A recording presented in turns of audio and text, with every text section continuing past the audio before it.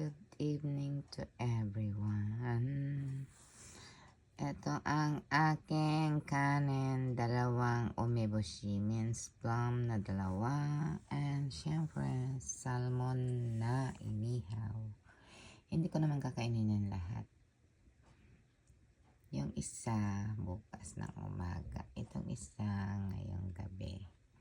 Tapos may soup po tayo, miso soup, kasi medyo malamig na sa Japan. Kailangan nating magpainit. Uminom tayo ng mainit para hindi tayo ay kinawin. O diba, yan lang ang aking kanin. Konti lang. On diet po tayo. Tapos isang salmon lang ang ulamin ko. Baka yung kalahati lang yan. Yung kalahati.